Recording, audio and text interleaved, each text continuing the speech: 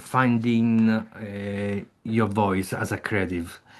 And today in the last call, we ended up talking about the experimentation. So experimenting is, at least for some creatives, is the way to discover their own voice, their own style, and stay in somehow always uh, new and updated with their work. It's the way that the moment that you don't know what to say anymore, what you do, you start experimenting until you discover something new, and then you have something new to say.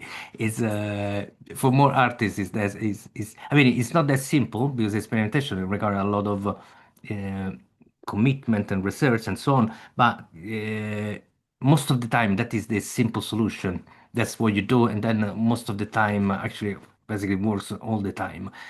But before we go more into this, I wanted to share a few things. So, first of all, when we talk about experimentation, is the same experimentation of a scientist. Okay, is the idea of not knowing what they will learn. So, an experiment makes sense doing it, not because you know what is the outcome is, because that is useless. The experiment is to discover something that you don't know, and you might have an idea of what you can discover, but you don't know what you're going to discover. So a lot of science is done in this way. They have an hypothesis, they have an intuition, they have an idea. Let's go and see what's happened, and then they build millions of dollars of system to do those experiments, and then they see what's happened when they run it. Okay, with total openness to see what they can learn. And if we, as a creative, as artists, we do the same, so no experimentation for producing something, but experimentation for experimenting. That's it. Okay, you might discover something, you might discover nothing. That process is the one that can reveal something new. And I want to make this distinction because a lot of time there is, okay, I'm going to experiment with my, for example, modular synth, and then I'm going to record this Yeah. experimentation and How then seeing post it how somewhere. seeing somebody who Uh, thank you. Um, Instead, the process should be I'm just gonna experiment with now without the goal of producing an artifact. There's no goal. There's only experimentation. That is the moment that you can actually unlock something. Most of artists, like I was saying earlier, it's really simple to discover something new as long as you don't give yourself a goal. The moment you give a goal, in somehow you get you kind of instead of doing experimentation, you start to doing improvisation. So you move within what you already more or less know, and you improvise towards a direction that you more or less understand. And this works for any kind of art, more or less. And improvisation is something really good. And a lot of music is built on it. A lot of different performance art is built on it. Um, but this is not what we are discussing today. It's more about experimentation. So before I go explaining, for example, what I do or what happened in my past, event of experimentation that took me somewhere, I would like to from you to share, if you can, in a couple of minutes, what each one of you, what kind of experimentation you do, if you do it, and how it works for you.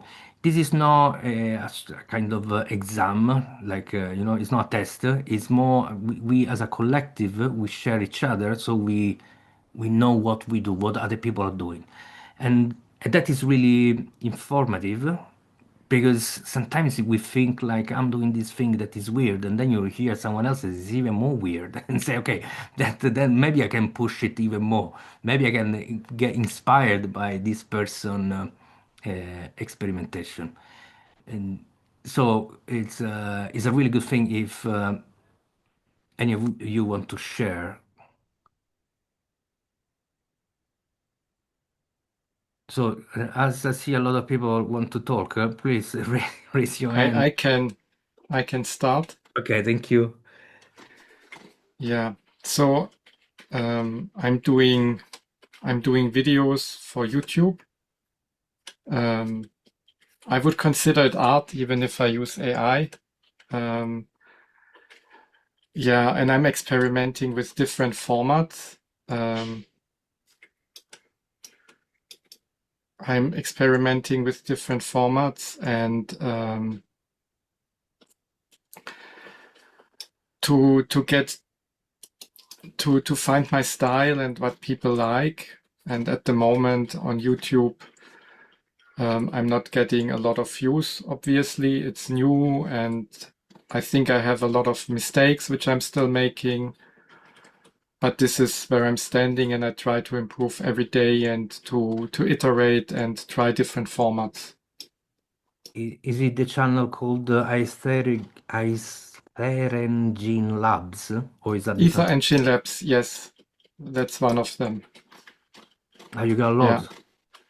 I have together with a friend, we have 4 or 5 channels, but they all have not many views. So one channel is about like Ether Engine Labs is for everything and to showcase. And then there's one channel about sleep stories where people can fall asleep to. Because Yeah. the basic idea is if I use AI, I'm afraid to spread misinformation because the AI is inventing stuff. So if I have a story, then I cannot have anything wrong because it's invented in the very first place. It might be a boring story, but I cannot spread misinformation. And if it's a boring story, it's good for falling asleep. So that was a little bit the idea. Another 100%. channel, yeah, another channel is for sleep meditation, which is a variation. It has music and some meditative text, again, so that people can fall asleep to, and also to circumvent the issues with AI inventing shit, and then it's like a slop channel.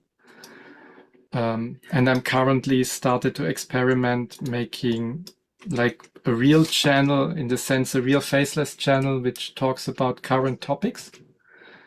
Um, but there, because there's a lot of demand for it and people ask me for it. But the biggest fear is to have strict guidelines for the AI to not invent any bullshit. Uh, so going back to the experimentation, so the experiment for you at the moment is different format to discover Yes, what works and what doesn't. yes, different formats, and inside of the format also different styles, Okay. different topics. I started using searching about important topics or mainly Yeah, no, just let's stay research focused topics. on Yeah. the experimentation because I understand how you mean here experimentation because you're trying to discover something that you don't know, so you experiment. But Hmm.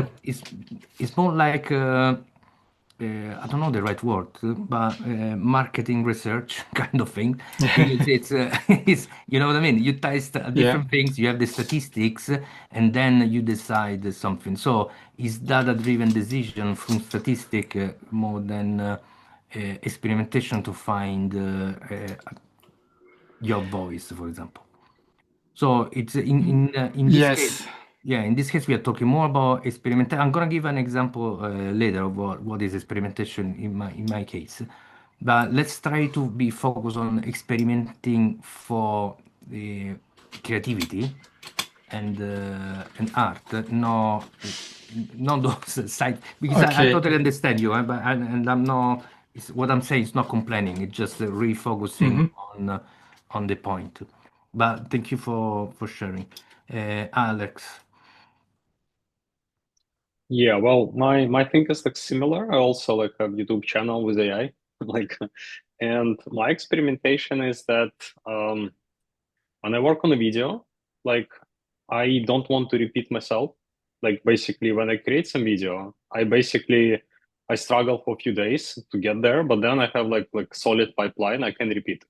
Like and a lot of people who generate AI videos, they actually do that. They find some format and then just like I like with any new video, I think I'm kind of rising the bar. I'm inventing like a couple of new tricks, new techniques, and I like them. And like any new video, it's like um, I have some new idea in my head, and I have no idea how will it look like. Will AI basically be able to do the transition I want, to put the effects I want? I try to describe it, and it's very hard because when you have some vision, if you can just draw it, that's in some sense easier than just like go and explain in English to some chatbot that like, hey, I want like, for example, I wanted to like what I'm doing like lots of different transitions. Like I'm not just generating like a video because it's very expensive. I can generate like a small animation, like short animation, like few seconds, and then like last frame freezes, and I just keep it frozen, and there is some voice telling something, maybe some effect is happening over the frozen image, and then like the effect, for example, I tried last time. I want to kind of transition it, like kind of like start zooming out, and this image is kind of like turn out into the image of a website. Like there is like website, and this image is just like this size, and it was like it was like video frozen, and then like started zooming out, and there is like kind of like a website. And this transition, I had it in my head, and I had no idea is it doable or not with the tools I have, with my explanation. And I have like a lot of experimentations like this where I have some vision, and I just need to go and try it. And I have to keep some cups. Like I have basically I cannot try everything because it's expensive. Every time I generate something and it's throwaway work, it's basically like $5 or something like this, just like have been lost. And this is kind of like the whole process of creating new videos, like just like lots of experimentations. I'm reusing some good ideas, but I try to add new. I just like I cannot repeat myself. Like I just don't want to repeat myself. And yeah, like basically it's kind of interesting side effect of like doing something. I don't consider it an art, but doing something with AI. It's basically experimentations all the time. Uh, thank you. And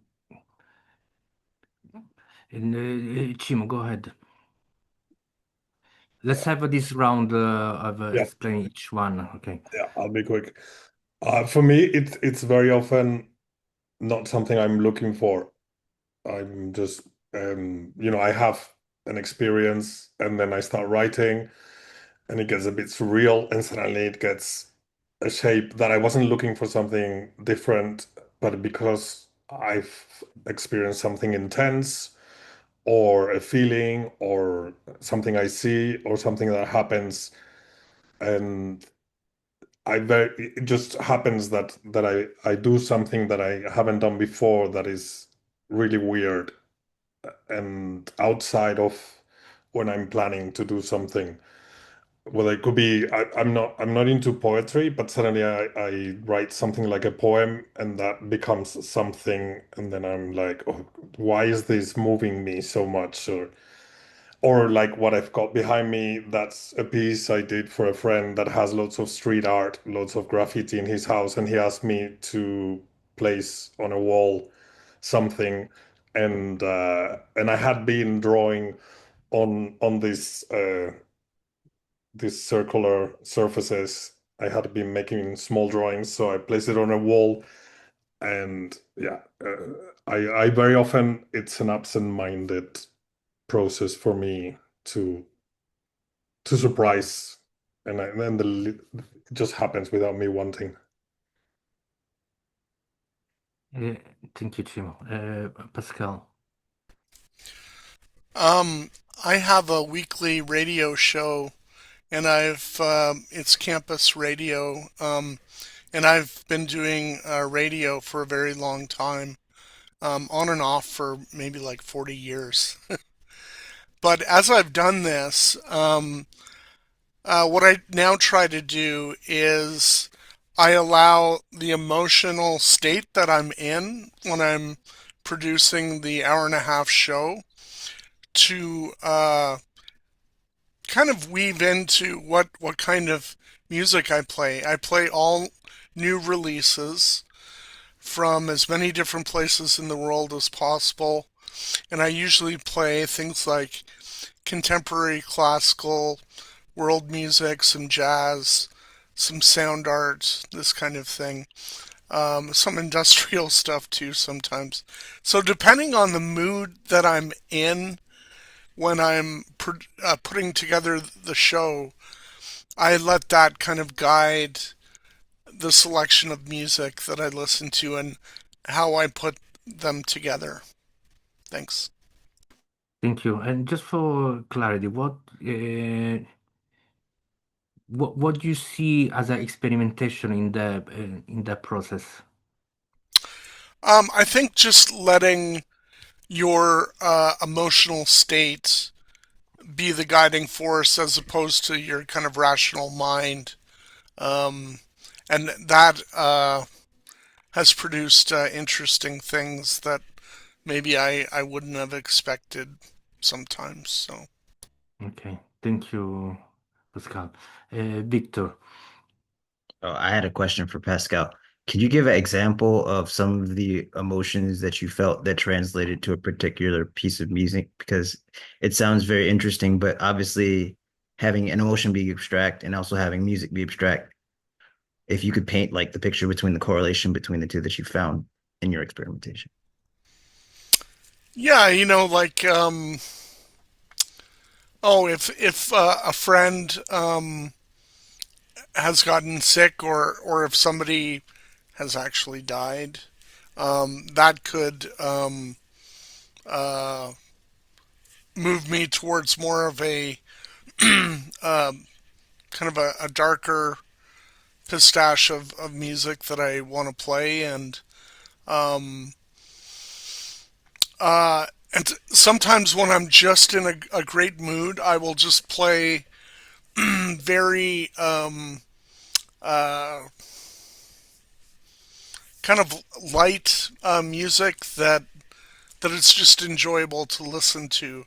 So sometimes it's very uh, challenging to listen to some of the things that I play, and sometimes they're much more melodic, and that goes along with my mental and emotional state, I think.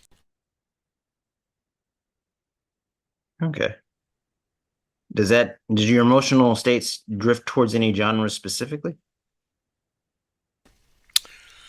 Not really. I do play a lot of like experimental music. Um, Not necessarily dissonant music, but free form music. A lot of it tends to be improvised and such. But it can be acoustic instruments, or it could be electric instruments, or it could be electronic. It really varies. It's also driven by whatever is in to the station that week. Like we just have a big Google Drive of files, and so you have to kind of go through, listen to things, and see what resonates with you, and that kind of thing. thank you, Pascal. Vlad, So I'm doing a graphic novel as a side project. So mostly of it's been experiment. I started because I found something, a novel that I tried to do 10 years ago. And then I find, oh yeah, let's continue this. And I mostly do by experimenting. So I have this skill that creates things. and then it's tried different approaches, and I get feedback from people that I know. And yeah, I don't know if it counts, but pretty much asked for things, see if it's good, if not, and then review it. It's been pretty cool. A lot of images with broken arms, double arms. Yeah. And yes, so in general, everybody, we should share our kind of portfolio, whatever we do. Because after we tell those stories, now we become curious. Even you, Pascal, you should share, if you want, of course, share this radio channel so people can start following you if they're interested. So feel free everybody to share in the chat, but also in general in the on Discord. You know, it's maybe we need a text channel for the Creative Lab. I don't think we have it now that I think about. But yeah, so anyone else wants to share something?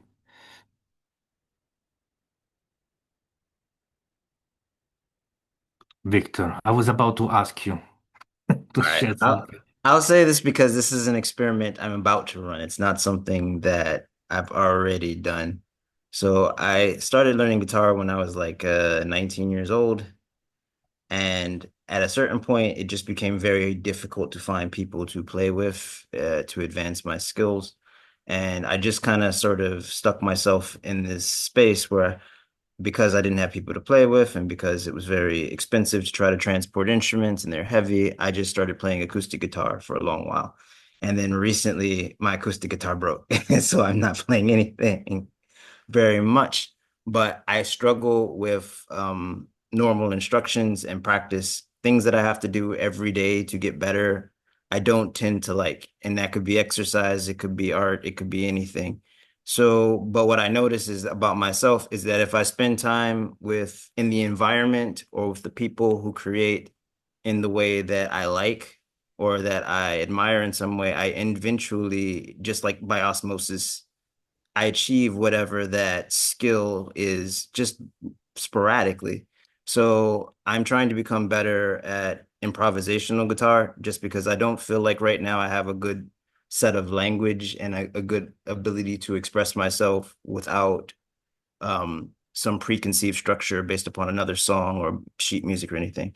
I want to get better at that. So what I'm planning to do is just every day, just spend time listening to somebody who's good at it and see what I can pick up, see what I notice, see what I become aware of, and then compare it to someone else and see what I pick up and just try to immerse myself and be present with the music rather than try to hit some sort of like instructional everyday 10 scales for 20 minutes on a metronome at 120 beats per minute. Like I'm going to try to do something that's more unstructured for my practice than what I've done in the past in my music instruction.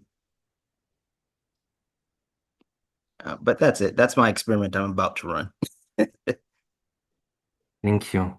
Uh, Dave. Okay, can you hear me okay? Yeah. Okay. So I like to read and write stories. I read this great book series called The Malazan Book of the Fallen, and it's written by a group of authors. Um, they originally role played this storyline as like Dungeons and Dragons style tabletop gaming. And then years later, while they were in college, they took those campaigns and wrote them into stories. And I thought that was really neat. So I wanted um, to try to take different models and use them to play different characters and kind of try to set up a digital RPG where I can be the dungeon master and let the characters act out the story. So I haven't done very much building yet. I'm still brainstorming, but um, I'm I'm thinking about applying this to a science fiction story where the characters will be in varying proximities to a black hole, so their time will run at different speeds. Um, so it'll be interesting to see how I can get the characters to act things out when their time doesn't all run the same. But that's it. That's the experiment that I'm going to be working on. Thank you, Dave. Anyone else wants to share?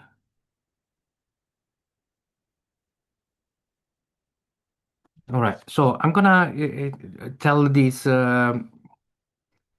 First of all, understand this. I experiment. This is my life. Okay, I experiment with everything and with my life itself. But I want to share you a few things that were successful because I experiment basically on a daily basis. This is my life, so everything is an experiment for me. But I want to tell you a story of a successful experiment, one of my most successful experiment in general. I think I was around 23 years old, and my band, I used to have a band, and split up, so I had more time to play on my own, and I'm really obsessed about sound. So I was really asking myself, how is possible that I can recognize one guitarist from another just from a few notes?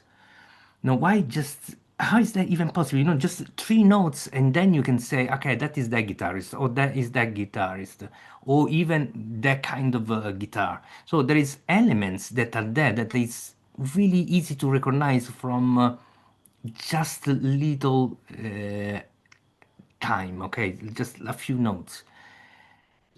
And then I was thinking, okay, so what are the elements that are playing in this scenario? First of all, is the fact that a guitarist can change the note over time.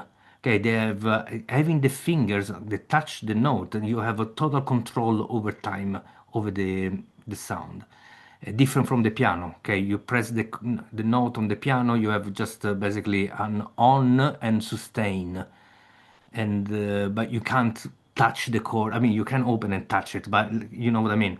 In With the guitar, instead, you constantly are connected with the instrument, and so your body can control in real time the sound. So think about a cello, a violin, even more than a guitar. Okay, because you have two point of contact, so you constantly can control the sound. So one is these elements is control over time. So time is one important dimension. Then the other aspect is the noise that is present inside the sound. So if you think about a sound is a frequency, and then each guitar has the same frequency when you play the same note, more or less. But what is changed between guitarists is the the noise connected to the note. So your human elements that add the noise to the note. And that started the experiment because I asked myself, what's happened if I change the ratio between the pure frequency and the noise? Okay, that was my research, my intuition. And as you can see, there is no goal. Okay, there is not because I need to make a piece of music. There's not because I'm working on something. Is curiosity. What if I change the balance between noise, between the sound and the noise? So normally, let's say that there is a 90% sound, and then there is 10% noise added by the plectro, for example, the fingers, the fret, whatever it is. Okay, so the instrument add together with the human some noise to the note. And my idea was, okay, now I'm going to increase the amount of noise, and to a point that I'm going to find the balance. I'm going to see how much noise I can add to this sound and see what's happened.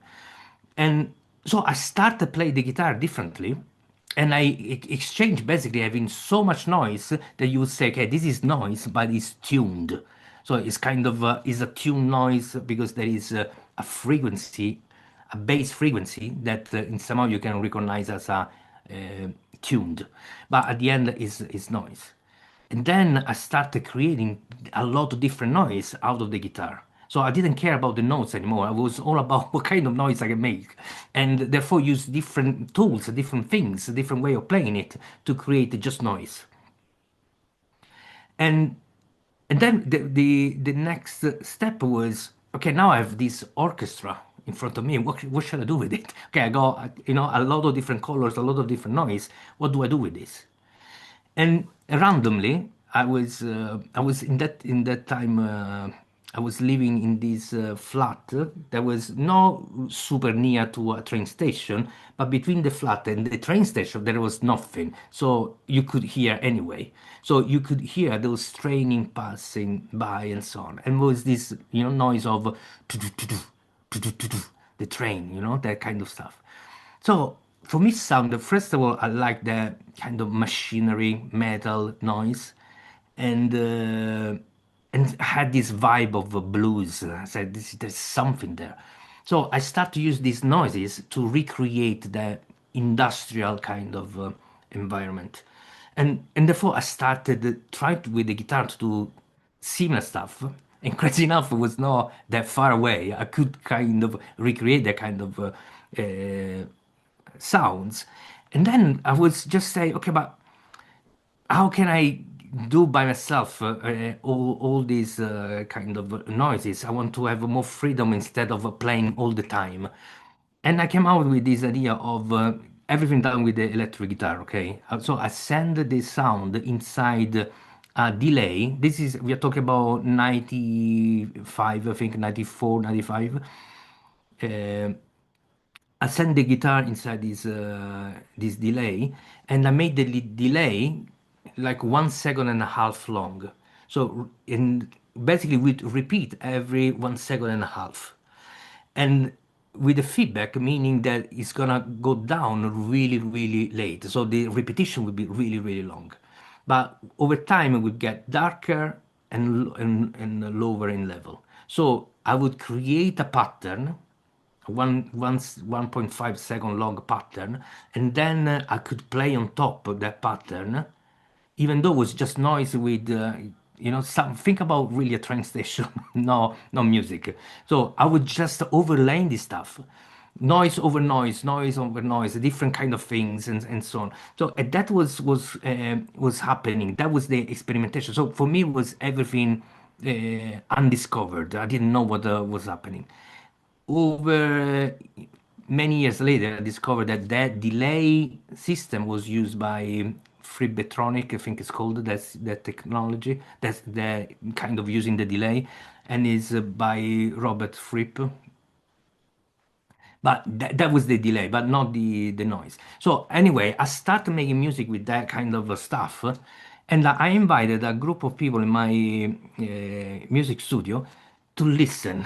Okay, just say, just lay down, listen. I want to play you some music, and I start playing this music. I turn off all the lights, and I had this blue, like the police siren, I think it's called, the blue light that turns.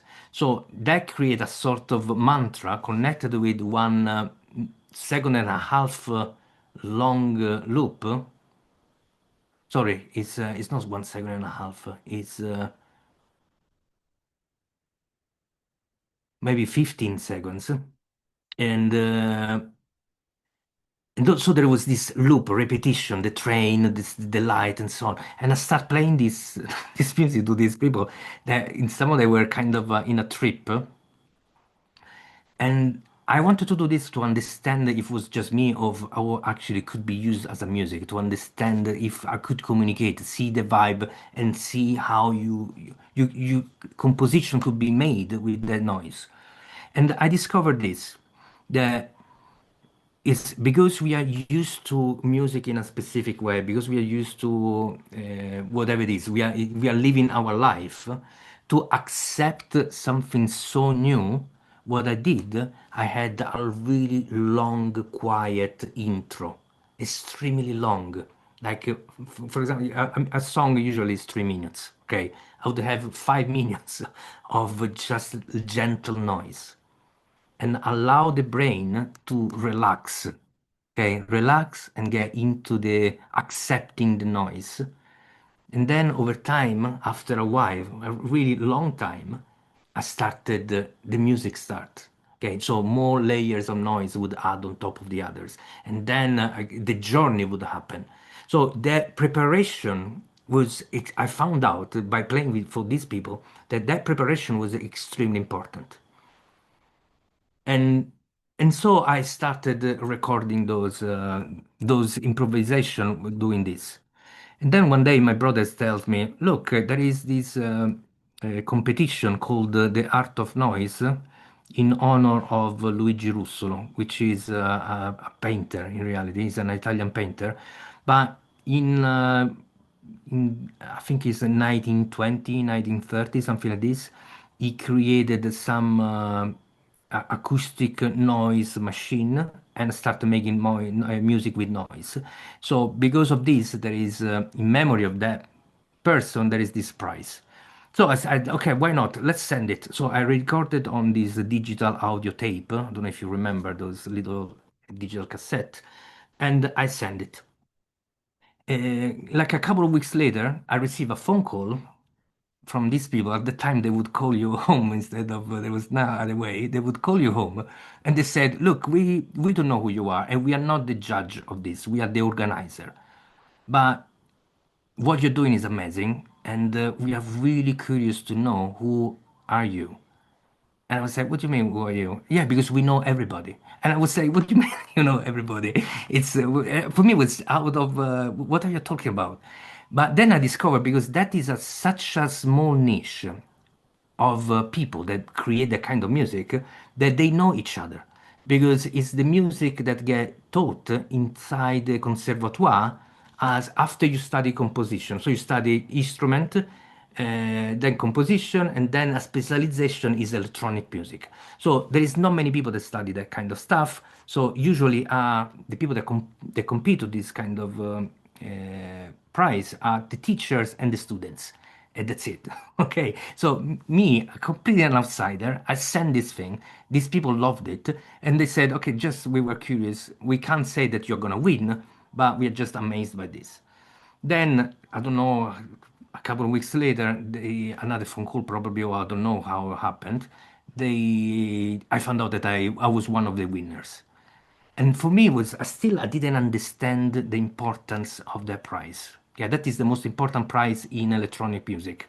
I didn't understand. I didn't know it even existed that kind of music. For me, it was pure experimentation. It was for me, I know rock, I knew blues, jazz, this kind of stuff.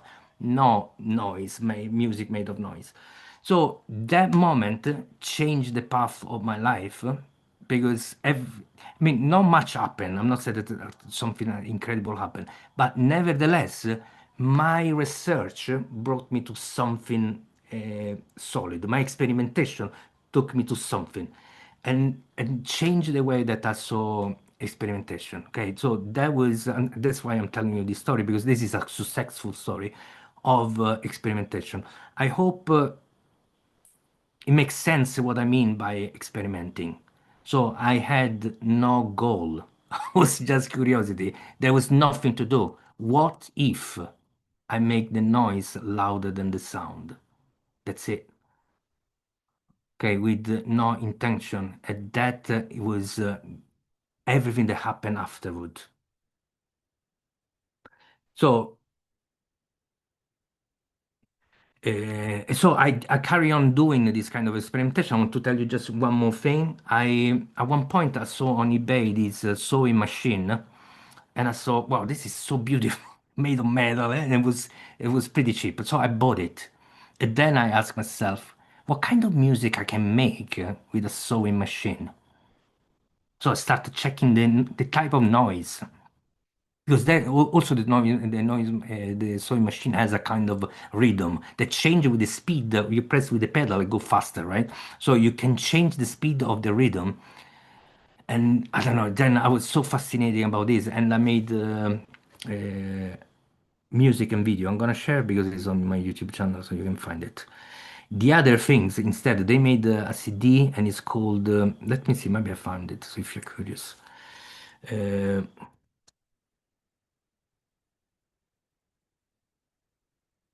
Now that I think about it, it was called Una giornata di agosto, which is one day in August.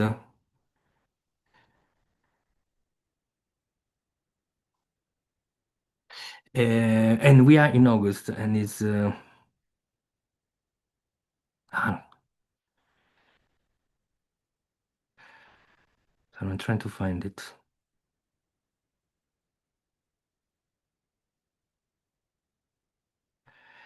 Um, but no, let me find first the music. So anyway, that's what I wanted to share. Now, from this perspective, can you see the experimentation? Can you, does it make, I don't know, does it resonate in somehow?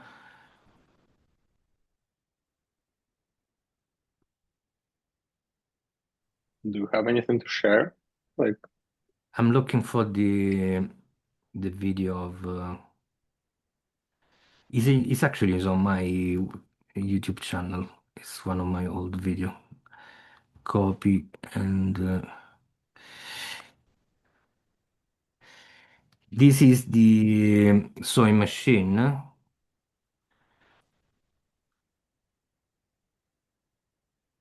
You see, then there is.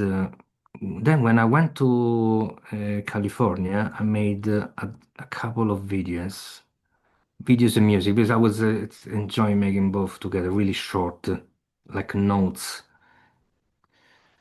Uh, Sorry, I'm sure twice the same one there. So it should be this one. Share, copy.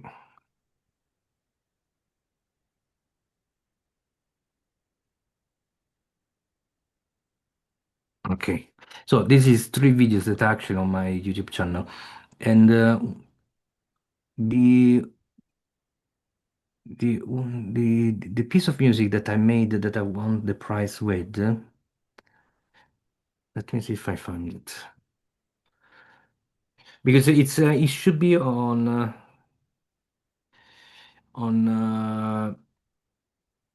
online shops and stuff. Ah, yeah, there is also, now that I think about it, I also have it on here.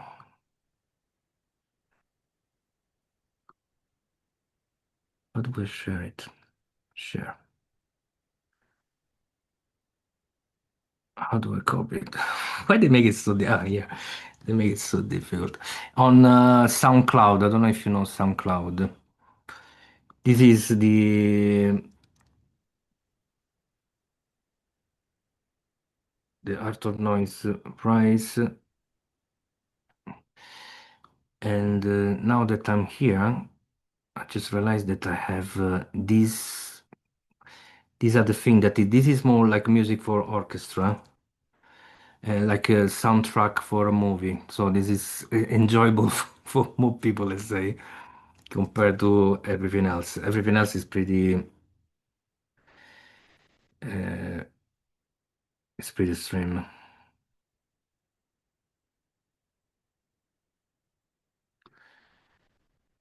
Tends. Oh,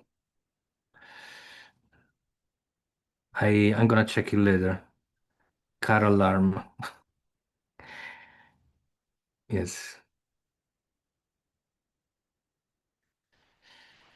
Anyway, the point here is it's not to promote my stuff, but it's to share the idea of experimentation. Uh, so it's more about curiosity of what's happening if I do this, with no intention of achieving anything. That is the main thing. Don't think about achieving something. It's about discovery. It's about curiosity. It's not for any purpose. And in that way, you find an can be a new version of yourself, can be an aspect of you, can be a waste of time. It can be so many things. Chimo. Yeah, that makes me think of when you're doing something narrative, you often do that, a bit like what I was saying before, where a moment, an intense something you create that makes you feel intensely becomes the germ of something that you're going to grow. And then, as you say, in film and in writing, you kill your darlings. There's a moment in which, although that was the reason why you did, then it becomes, it's not anymore part of the narrative. And you edit that scene out. You were in love with that shot, and it was the best shot you ever made. But now it's had its function and it doesn't work for the story or for what you're doing. But you hear that a lot. You have to kill your darlings. But those moments of letting it flow and just finding an expression and looking for how you formalize that are what even narrative forms of art use as a catalyzer. Yes, and also there is this element of time again, no, where you start something, you spend 5 minutes, and it gives you nothing. Okay, gives you something, a little bit, but then you spend weeks, days after days, and days after days to dig and carry on discovering and kind of carry on exploring, and then you might again find nothing, but you might find something. And that's what I think is important to also understand. That is a little bit connected to what we were talking the previous call. This idea of a shortcut. I'm looking for a shortcut. I'm looking to get it done faster. Okay, with less energy, with less effort. These those are all in somehow elements that are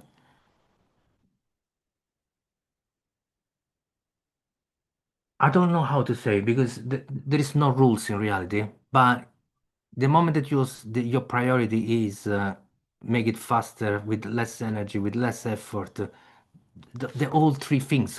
If you think about it, it doesn't sound like you're gonna create something amazing. It just by default. Then you could. I'm not saying that it's not because there is no rules, but the idea just when you put these three words together, I want to save time. I don't want to put a lot of effort, and you know, and uh, and I want to be fast and have a shortcut to get something done. Doesn't sound like a good path for creativity. Yeah, on the same time, yeah, Victor, this is also what I think, right? So it's uh, that's why there are no rules. Maybe the exact path is the creation because it will take you somewhere. But but there are some doubts. So you have your hands up. Just share. No, I was just gonna say, like, I mean, from that description, because I've always found that my most creative moments are usually when I have the least amount of options, where I have the least time, where I have the least choices, where I'm constrained in some way, and I feel like that is a it's an opportunity in many ways that many people don't. Well, I guess if you're a person who doesn't like react to pressure or like improvisation, that kind of thing very well, maybe it's a little bit of a difficulty, but I think for most people, it allows you to see possibilities and not be overwhelmed by like all the options. Like when I draw, sometimes I'm overwhelmed by the blank page, but when I don't have any choices and I have to do something on time and has to fit in a budget, I find myself being very creative, and I think it helps the process sometimes. Yes, I think that is a little bit connected with what we spoke last week about these constraints. So through those constraints, you are forced to be more creative because those are the limits, and often the limits that are placed by nature, therefore they cannot be moved, are the one that they stay there. So you really need to deal with them, and therefore those allows you a lot of creativity. So I totally agree. Chimo. Yeah, I was gonna ask Victor if he has the hyper focus that ADHD people often have, because that's often what happens with creatives that have an attention deficit. Oh, I have the worst hyper focus you could ever imagine. Well, that's But what also, it depends I on. think it, Yeah, go on. Sorry. now I was gonna say that I think most people wouldn't notice that I have ADHD because of the amount of hyper focus I experience at any given time, but Yeah, it's uncontrollable for me sometimes. it is. I think it's a bit like we all have the same amount of focus, and then people with attention deficit disorders often can have it concentrated in moments in which they are stressed or things happen, or as you say, restrictions. It depends on the nature of your focus. Some people enter the space of creativity with the mantra, no, with the repetition, with the self-hypnotic process that is way calmer. Velázquez created everything with commissions where they would tell him you have to have a little dog on the bottom left and there has to be a woman pointing, and that still is art. So it depends, as Manolo was saying, it's not a strict definition. But what you said matches very much that kind of hyper focus capacity that you have. Yeah. I'll also ask that, like, at least for myself, I feel like when things are hyper constrained, like time slows down and like the creation itself exists almost outside of time in the way that normally people would plan out and execute something. So at least for me, it feels like it feels the opposite. I feel like weights are lifted by that slowing of time in many ways and clarity.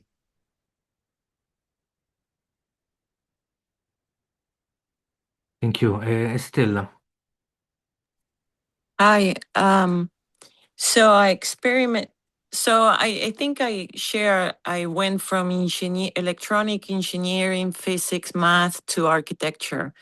So I was suffering anxiety because I see people creating or doing drawings and I was suck at the drawing. So it was a struggle to see what's creativity, right? So I have to dive into and spend a lot of hours with a blank sheet. And at that time, I experimented with sound, with the Gregorian chant, and that helped me to lose my stress or inner friction, let's say. And so I keep working. Today, I put 4 hertz. I have a Rife machine, and I get into these brain waves, and I'm flowing. I'm like, for example, now I've been working I didn't sleep last night, and now it's almost like 1 o'clock. So I'm still didn't finish my project. I'm in the last phase. But when I get into this mode of just connection, like I'm in a completely different planet, time is slowed down, like Victor was saying, and I I love it. And I was so bad, doing artistic work that I did 2 murals in my old house. I painted for like 3 days, music. I created a theme. I did all the whole wall in the living room and in my bedroom. And then people came to my house and said, "Oh, that's nice." And I said, "Really? Do you like it?" And but I couldn't think in what I wanted. I connected, I saw, and I start to see, shapes. But I couldn't plan it like in a logical thinking. It comes in the moment. I go like, okay, turn left, go right. I should extend. But no, and then at the end I look at it. What did I do? But it comes no so logical. It comes as what I feel. And I'm not like a great artist, but I enjoy what I do because you lose it up, When you suffer that kind of insecurity, you want to do it well, but then it comes bad. But if you open to do it, things appear. So it's like a magic, and it's a nice feeling. Thank you, Stella. Anyone else wants to share their thoughts?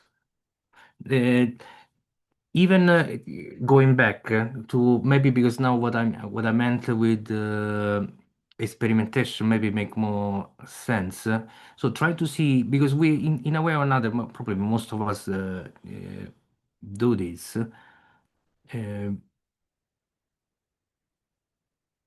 Maybe try to think about if you've been tempted to do this as similar. I mean, remember that my experimentation was what if I changed the balance between noise and sound. Okay, that was the experiment. Was that one? And I think what was the difference was that I didn't give up on what can happen. And so I was just self-reflect. If you had a similar opportunity, but then you gave up, and why? And I don't know. Just I think there is an important element there that I would like to you to explore because through my life I saw how important can be learning to experiment. I have so many other positive experimentation that I done that I could share. But yeah, I would like to hear from your perspective, if there is anything. If not, no, don't get stressed. I think to me, all the time, I'm trying something, and I don't think it's like what you described. For me, it's more like I don't have brown. I'm gonna use coffee. Oh, I love what's happening. That's the ideal scenario, and that's typical when you're creating with art. It's about the medium and the mistakes, and the art is to recognize the value of what happens out of bending the techniques. A lot of it is, I actually don't believe we are creative, really. A lot of It it just happened by chance. it's just recognizing what's happening or influences that in a new context that becomes innovative. But anyway, happens to me all the time that I get really excited. I'm gonna cut this like this, and then I'm gonna put it there, and then it doesn't work at all. But it's part of it that sometimes it doesn't work at all. But then when it's something powerful, ideas are like energy, they just transform, and it's shit. But then years later, you go, oh, that thing I did cutting out cardboard, could it work here? And so often you're disappointed with an idea that fails, and it's just that it needs time, it needs to be forgotten and recovered, and you know. Yeah, time is such an important element for us. So what you said about the you don't believe that we are creative make me think about one thing. Okay, let's say that is true. So we are not creative. By chance, we discover something and we recognize, ah, maybe there's some value there. But then, what's happened when we carry on? Because that is the thing. Okay, it's a chance, but then if you carry on, it's a decision. You Exactly. know? So it's more about the process than people look at the artist like they can do this, and then often you find out, oh no, what happened to, Ravel is that he was having an aneurysm, and that the repetition that his brain was looped in made him create the bolero. Or that's an extreme scientification of creativity. But yes, I agree with you. I'm not denying that we are creative, but I'm saying it's not genius, inspiration, it's work. I believe they are. Any artist you admire has spent more hours than you can imagine playing and learning and repeating. And So yeah, there's an element of obsession, and then there is two things. Okay, there is I because I work with a lot of artists. Okay, there is talent without effort. So some people have talent, and you see that is unfair. It's not even they are, sometimes this is a good person, he deserve this. No, no, it's just random. To some random people, they get some specific talent, maybe an incredible voice, and without having studied anything, without putting effort, they just sing in tune perfect. That is, yeah, it's happen.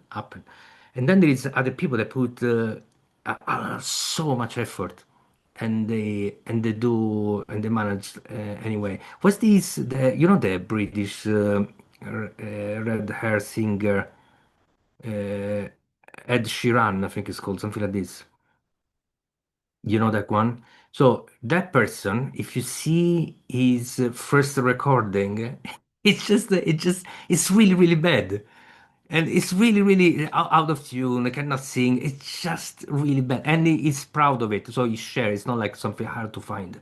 He shared the stuff. And you see that it's really, really bad. And then is the first artist in history to have the 10 song of his album from number one to number 10 in the chart. So that which is insane. Every single track was at the top of the chart. Yeah, Rosalia too. Rosalia, there's a video of her when she was 16, and you think, okay, find another Give form, up. do something different.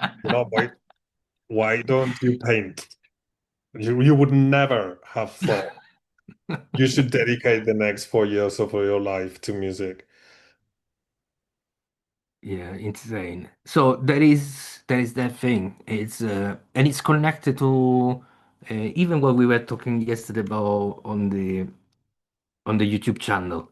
It's this, being constant and always learn something from whatever you did. And if you keep improving and you keep doing it, then you get somewhere. So now to change the topic, because I think we exhausted this, but it's not like changing massively the topic, because Chimo earlier shared a quote from a movie director. Maybe we can discuss that one if you want, Chimo.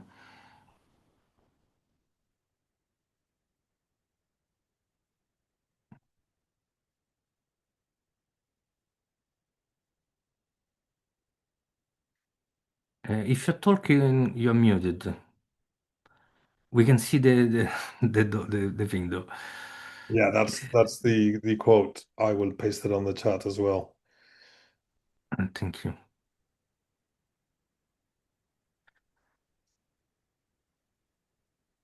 But this is for me, what he's saying there is the inverse process when you communicate is if you slap somebody with meaning in their face, it loses all its power. And I think it's a bit like all the things we were describing, but now they are inverted because it's when the people receive them, you know, the thrill of discovery. They are also, the viewer is also going in that journey, the thrilling journey of the effort that's worth it, and then discovering something.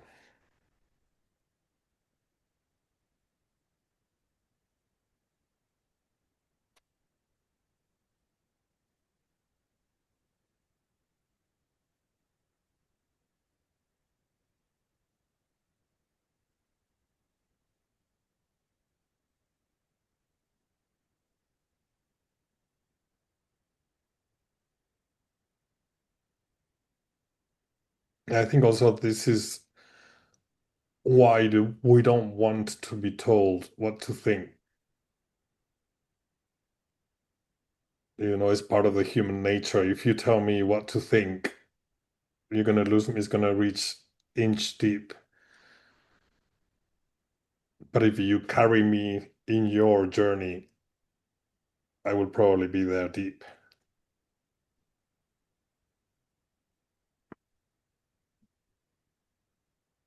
You mean to share when you say carrying the journey, like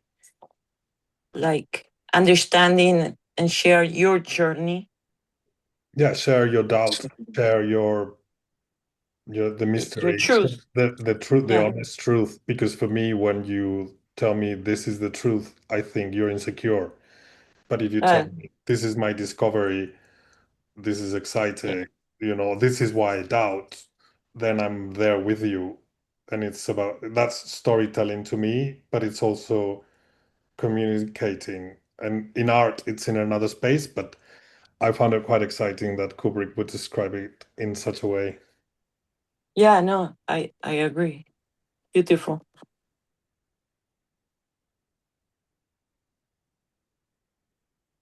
Yes. So maybe one exercise that we should all do, or at least I'm telling to myself, I need to add more art in my life.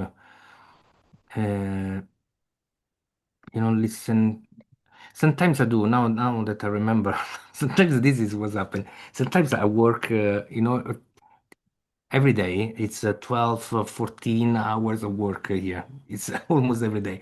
Sometimes I go to bed and I can't sleep because I miss the artist, I miss the art, and then I go on YouTube and search for talents, and I just spend maybe a few hours listening to something.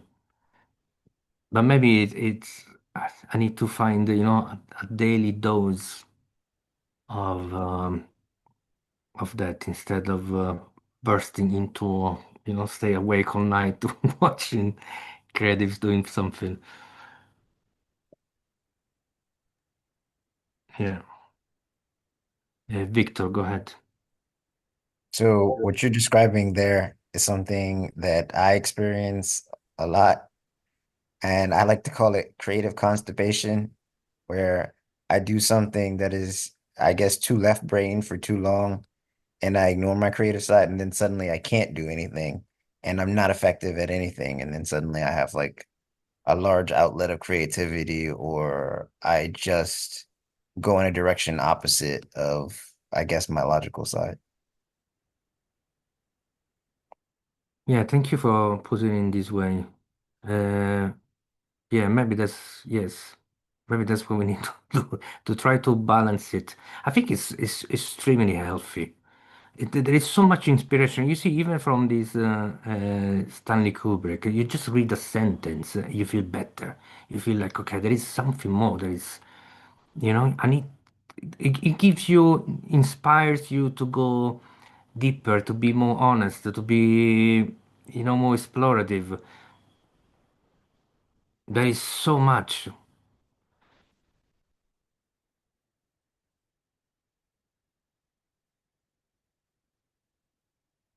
This, which is also in line with sometimes, the the work that we do with AI about,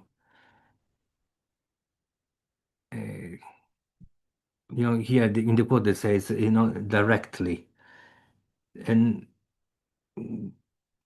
which is in somehow the similar elements of efficiency. Something that is efficient is sometimes the least effective and enjoyable way to do something.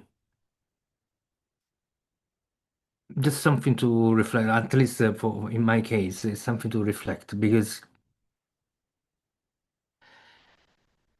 I'm playing less and less. I'm making less music. Usually, I always dedicate my weekend for myself. So I have usually on Sunday my session for playing like a few hours, and but lately and quite often more. I mean, too much, too many times. I'm too tired and just sleep and do and relax.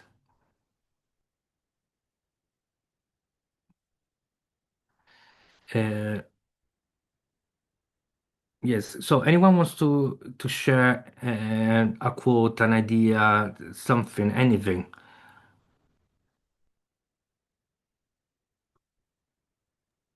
There is a movie about this that Nicolas Cage played. It's pretty cool because goes through this road journey of the writing, trying to do something, and then he meets a guy that teaches people how to write, and he's already a writer, and then he goes exactly through this process of identifying that maybe we should not have a goal and let the story play as it is, and we shouldn't care too much about the results. Yeah, adaptation, pretty good move. A lot, I love it a lot. Recommend. The movie is called The Adaptation. Yeah,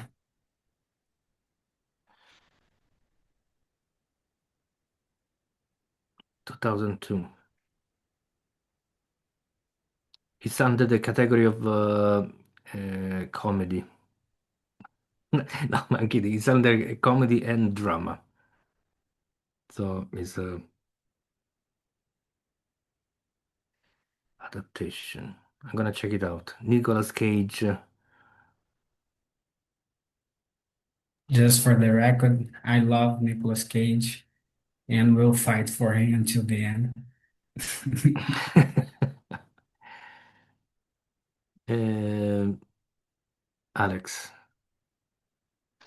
I like the new Nicolas Cage. He he was popular, then he like disappeared entirely, and then he came back in some like really weird movies, like some experimental stuff, and like right now he's popular again, but not because he's like high like top level actor, but just because of movies.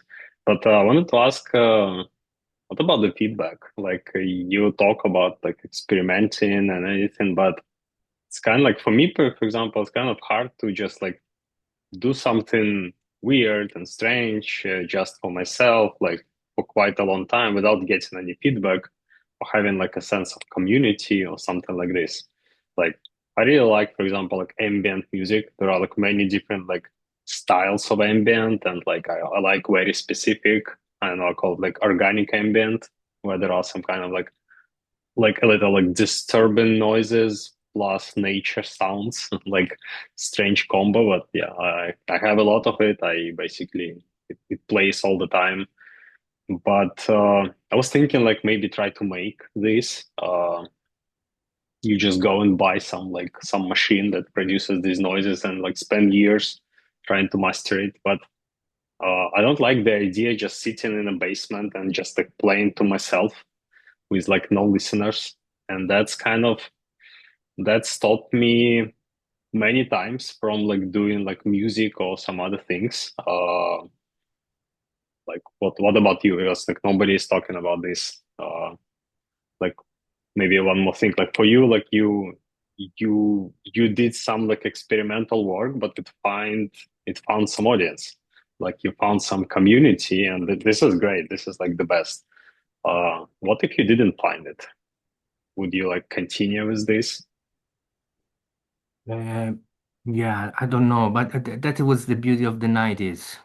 Okay, you had friends and community you could meet, and it's somehow maybe much easier. So that is the result that happen in uh, in that moment in history.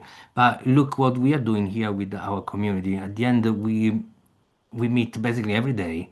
We are making friends, and we are sharing, we are discussing, and this is a new way of doing things. So we will see where it takes us. But regarding the feedback, okay, art is a really weird thing. So if for example you make music and then you say okay, this music has a goal, be played in clubs, in whatever kind of venues, played by people. So we should receive a kind of a number of audience. Then there is a feedback. Okay, you can have a feedback because there is a kind of a matrix of how to do something to achieve a result.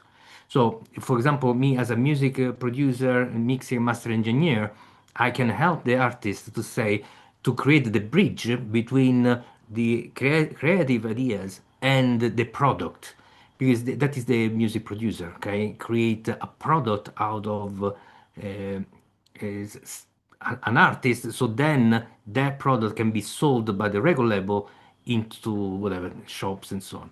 And therefore, there is a feedback that can be given because you have an output, let's say more or less precise output. But in art, instead, if you will really look at art by itself, the feedback is different. The feedback, it doesn't really have much value. One thing that I talk about in the in other call is this experience that I had in London, in one of those East London. If you know, London was a club on Brick Lane, uh, where they organized this art jam. So people would go there. There would be dancer, performers, musician, painters, whatever. There would be colors, papers, a stage with some music, some music instrument. People would go there. All artists, of course. A pretty crazy environment. They would all go there and jam and do things. So I would go on the stage, play, I don't know, whatever, drum, bass, guitar, whatever, a keyboard, whatever was free at the moment. I would start playing, and then maybe, go off the stage, you start dancing, and then you see some paper and you start drawing, and then people, just draw next to you. Then you start drawing on someone else's body, and it's just a pure madness. And that is artists somehow working together as a community. And that is a complete is on one side is a mess, but it's one of my best experience of my life. Extremely liberating, no goal, nothing, just people experimenting together, three-dimensionally. Okay, dance, everything, everything happened there, and that was amazing. And the feedback, if you in that environment, maybe is if people start to following your rhythm, drawing, expanding your drawing, dancing with you, all those elements can be seen in that way because they resonate, something that resonate, attract others, and then they start a collaboration. So I don't know what kind of sorry, and the other feedback is you as a musician, like you were saying, you need an audience, and then you can you go on the stage, you play, and you have people a reaction. Do you get tomatoes and eggs, or you get claps Panties. and what? Panties. Uh, I don't know if makes sense, Alex. I, in the 80s, we used to do that a lot in Argentina. I had a group, they went together as a group of friends to do theater. And then we used to hang out on the weekends, and there were all games, you know, like a social games to have fun, music, dancing. Each person would be an animal. It was, art. What Um, comes to mind is like finding organization or producing organization out of chaos, where everyone is kind of being chaotic, and then yeah, in some way organic, out of the synchronizing box, it. out of the structure. Yeah, no conventional.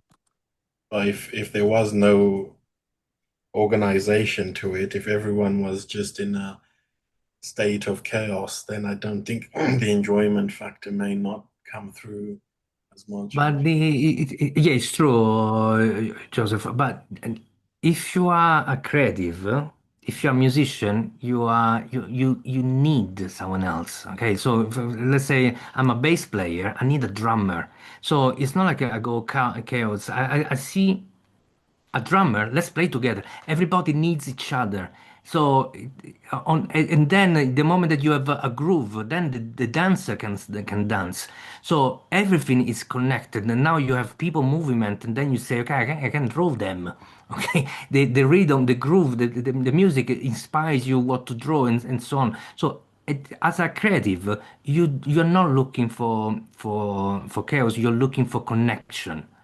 So it's the normal process. Nobody is gonna just. I mean, if there is basically this person that is not listening, that it just want to destroy the vibe, then it's gonna do something out of place because it's looking your insecurity, looking for attention or whatever it is. Okay, but if you are a musician and I mean, an artist, you join another group of artists. What you do, the first thing you think, I'm gonna collaborate. Nobody thinks to do, I'm gonna just, do chaos. I'm just gonna, get inspired by this person. I'm gonna collaborate with this.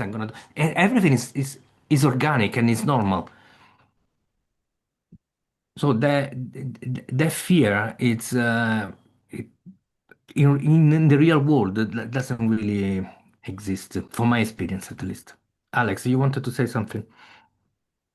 Oh, well, no, maybe like No. feedback wasn't like a wrong word. It's more like maybe sense of appreciation. Like if you do something, maybe like you can do it alone, but like knowing that there are some people who is doing like similar things and they appreciate your work, it's kind of like uh it's a completely different level of like it's like very motivating. Like if you just create YouTube channel, for example, and like you can just publish videos and have like zero views and like okay, I'm just doing my thing. But if you have views, if you see that like people like it, that's a completely different thing. Like it's much harder to do something without like anybody, like without the audience.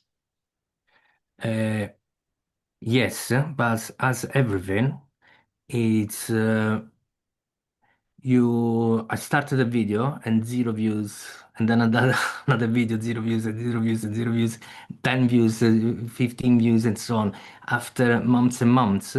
And now, today's video, okay, posted an hour and 10 minutes ago, has 4,300 views. Is the most video in as a speed I've ever created. That's how it is. It took a year and a half. This is insane. I'm not not kidding. This is beyond. I follow others YouTubers, so I see when they post and how much views they get per hour. And this this video is going insane. 4,300 in an hour. Uh, so it's true. It's just insane. I want to share this thing because I want to. I can't share actually. Um,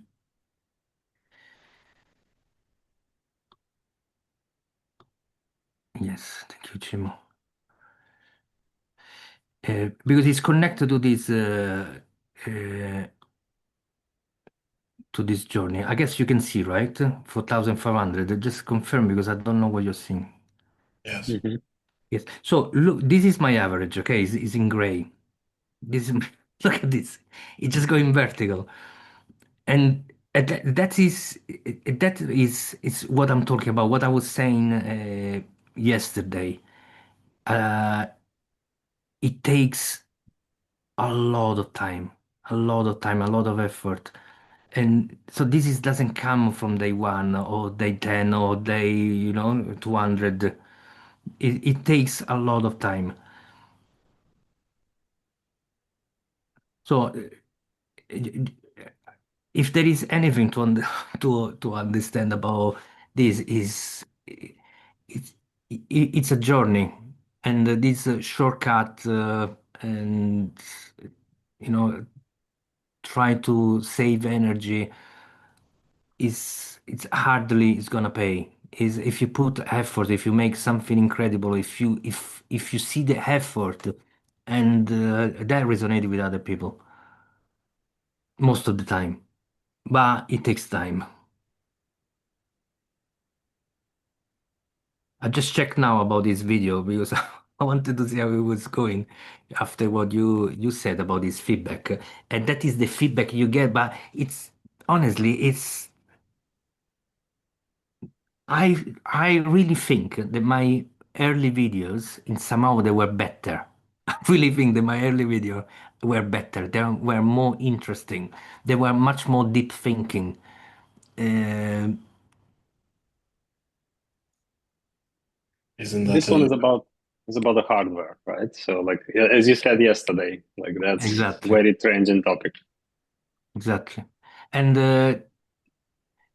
and yes, exactly. And the thing here is, fortunately, there was this news today about this Mac Studio, whatever.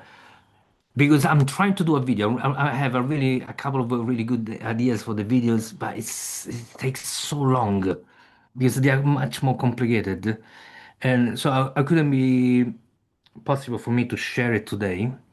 That one, but fortunately this one came out. I took this opportunity, and this has two things. It's a news.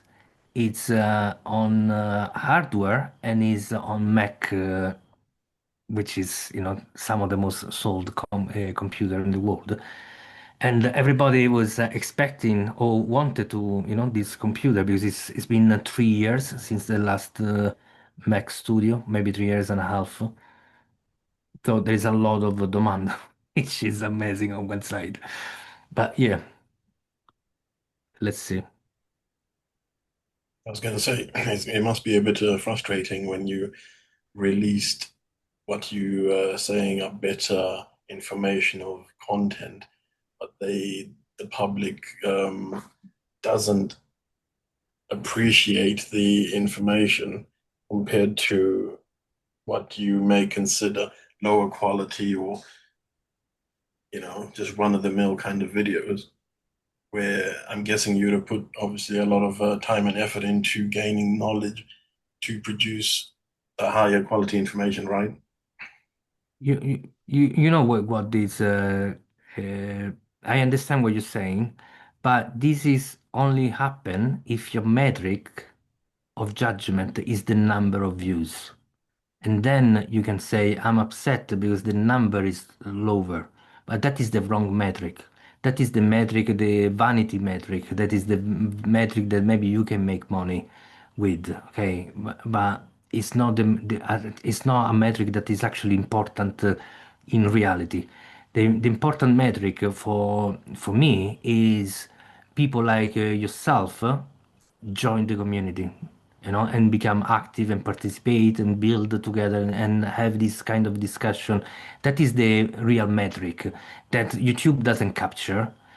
And so sometimes those videos that do less audience, but they resonate with the specific people that maybe take action and then become active members inside the community for the reason that are more important than the hardware. Okay, at the end, yeah, it's all cool. Everybody like those toys, but it's just hardware, something that you can buy, and in a few years you're gonna change with something else. Instead, look at the argumentative philosophy that is being built with over time by thinking and reflecting. That one hopefully will last for longer and is creating already a movement and is changing people's minds and so on in a way or another with the time with maybe it's a seed just inserted or that is for me is the right metric, but for the vanity metric and for the money perspective, also the sponsors and everything that is connected to business, that metric has a value. So I don't get it's a mixed feeling. So I'm not Yeah. totally frustrated, but nevertheless, I'm a human. It's nice to see. I mean, it's nice that I opened this dashboard and I saw this is the most successful video at this stage that I ever made. So it feels good. Uh, but then it's also one of the most disconnected video from the philosophy. If you watch this video, you see some elements. Okay, there is some elements because I build the bridges. Uh, and in this video there is a kind of a strategy of bridge that I want to build because I present the argumentor. So I present the concept of augmentation without presenting the augmentation. I present the augmentor agent, and there is a bridge over there. But yeah, anyway, so I think we are at the end of the call. We have started talking about gear again, even on this call. Uh, so I really appreciate it. For next week, I don't have a plan yet.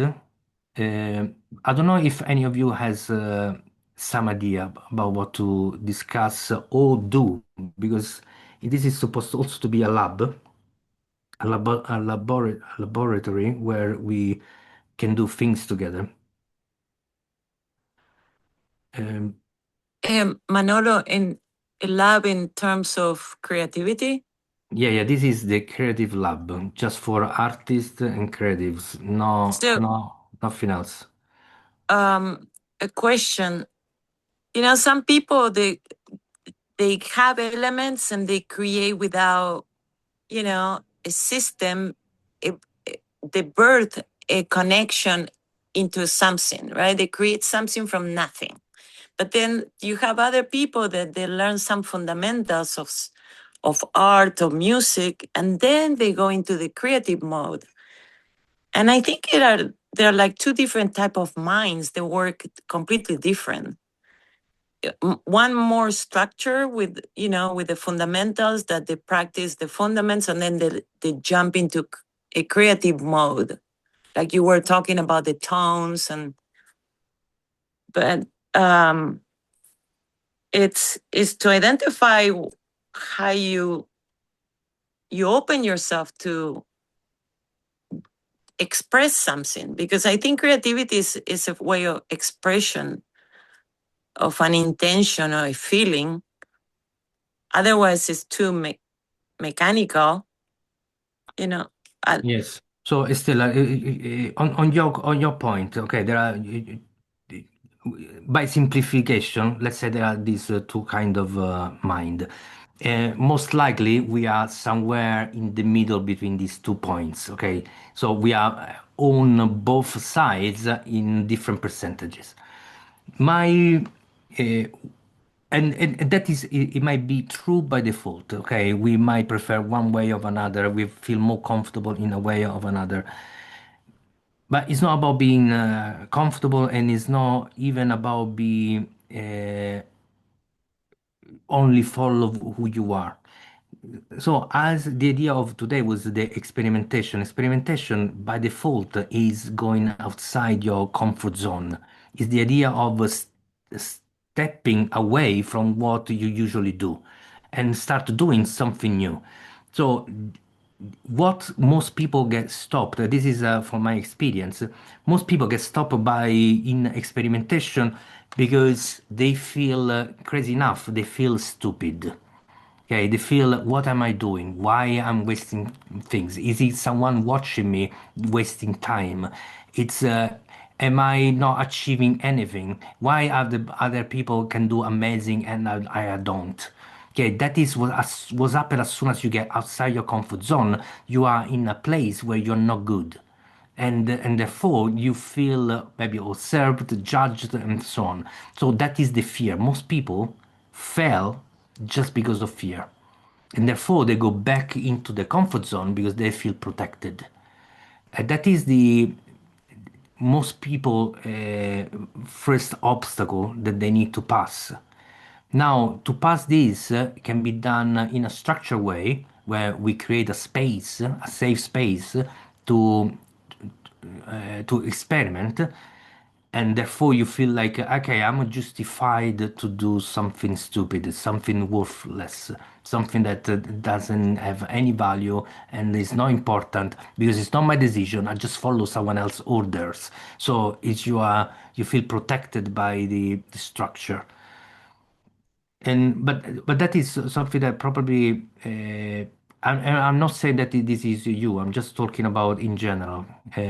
So that is something that maybe people need to understand for themselves and see what is the reason why uh, it's hard to sometimes experiment to do how to learn a new thing and so on. There is a lot of different kind of No, what you just described, I experienced that as a young age when I shared with my friends that were much more creative doing theater, and I felt like a completely idiot, trying to be a cat with dog, with everybody was a different animal.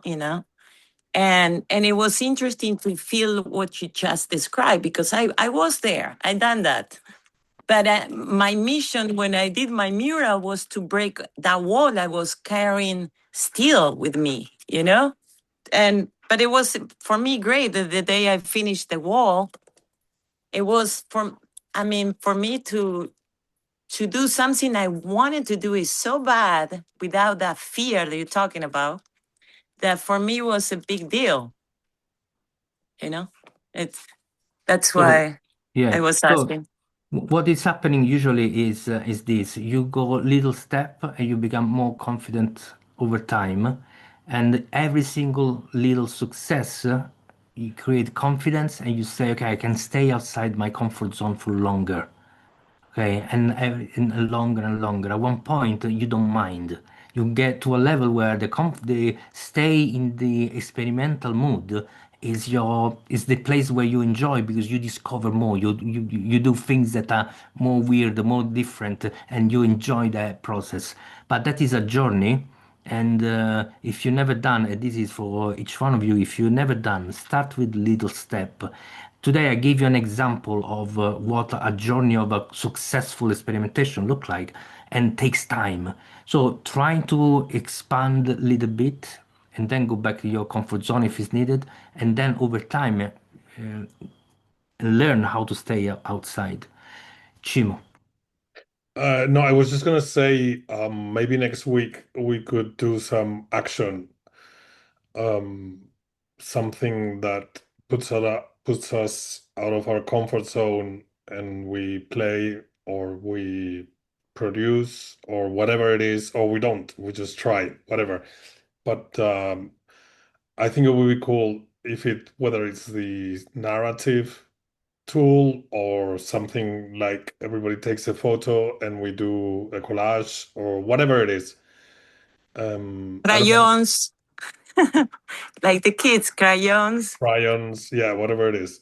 So, um, I don't know, maybe I people can send us ideas or you have one, Manolo.